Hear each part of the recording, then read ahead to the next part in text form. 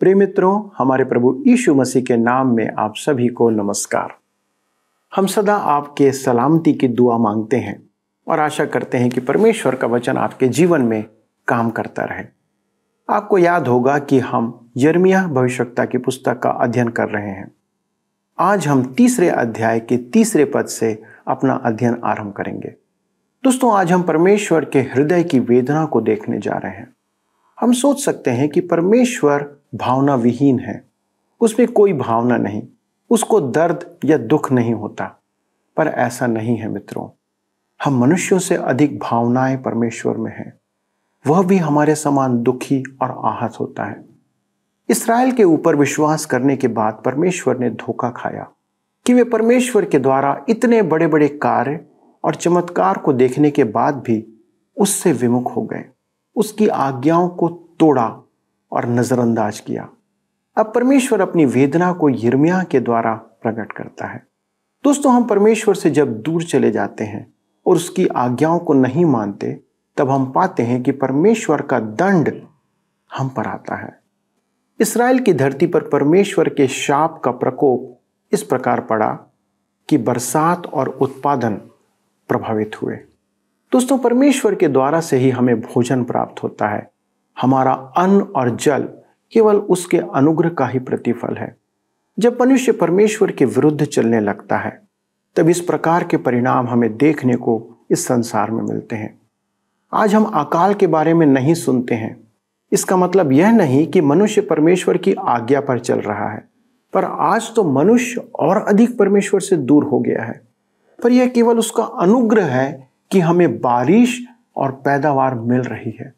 हमने देखा कि इस्राएल का सबसे बड़ा पाप था परमेश्वर को छोड़ देना। उन्होंने जीवित परमेश्वर को त्याग कर अपने लिए अपनी बुद्धि के अनुसार देवता बना लिए। वे अलग अलग स्थानों पर व्यभिचार करते पाए गए। परमेश्वर को भूल जाना हमारा एक बहुत बड़ा पाप है। मित्रों, आप सदा इस बात से सचेत रहें। मुझे तो बहुत आश्चर्य होता है कि जिन लोगों ने परमेश्वर के महान आश्चर्य कर्मों को देखा था, उससे आग और बादल के खंभों में अनुभव किया था, वे कैसे उसे भूल सकते हैं। उसका कारण है कि उनके माता पिता ने अपने बच्चों को परमेश्वर की इन बातों को नहीं बताया। आज हमारे बच्चे यदि परमेश्वर से दूर हैं और उसे नहीं जानते हैं, तो उसका कारण है हम उन्हें परमेश्वर की महानता से परिचित नहीं कराते हैं। मित्रों, हमारे परिवार और जीवन में शाप का कारण हम हो सकते हैं जब हम उस परमेश्वर को भूल जाते हैं। आइए हम यह बात अपने मन में रखें कि हम सदा परमेश्वर के साथ बने रहेंगे और अपने बच्चों को भी इस बात को सिखाएंगे। आइए हम प्रार्थना करें। हमारे स्वर्गीय पिता, हम धन्यवाद के साथ प्रभु यीशु के नाम से आपके सन्मुख आते हैं और विनती करते हैं प्रभु कि जिस प्रकार से आपका दंड, आपका क्रोध आज्ञा ना मानने वालों पर पड़ा, प्रभु अनुग्रह करना कि वह दंड और क्रोध हम पर और हमारे परिवारों पर ना पड़े। पिता, आज हमारी प्रार्थना है हमारे इन सब प्रिय लोगों के लिए जो हमारे दर्शक के रूप में जुड़े हैं, जो इस वचन को सुन रहे हैं या भविष्य में सुनेंगे। पिता परमेश्वर, आपका अनुग्रह इन पर हो, इनके परिवारों पर आपका अनुग्रह हो।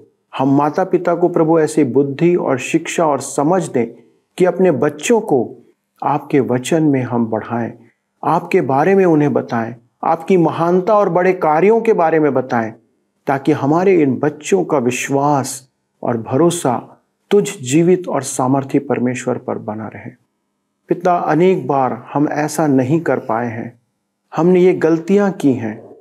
बहुत से लोग इस कारण से दुखी हैं, पर प्रभु हमारी विनती है कि आज हमारे मनों को परिवर्तित करें और अपनी ओर फेरें कि हमारे ये सब प्रिय लोग आपकी महिमा अपने परिवार में प्रकट करें। प्रार्थना को सुनने के लिए धन्यवाद के साथ इस विनती को यीशु के नाम से मांगते हैं, आमीन। प्रिय दोस्तों, क्या आपको आज के अध्ययन से आशीष मिली? यदि आप इस बात को हमारे साथ साझा करना चाहते हैं, आपके परिवार के संदर्भ में यदि आप हमें कोई प्रार्थना निवेदन भेजना चाहते हैं, तो हमारे नंबर पर आप अपनी प्रार्थना निवेदन भेज सकते हैं और फ़ोन के द्वारा भी आप हमसे संपर्क करिए। अगले प्रसारण में इस अध्ययन को आगे बढ़ाएंगे। तब तक अपने परिवार में परमेश्वर की महानता की चर्चा करते रहें। प्रभु आपको आशीष दे।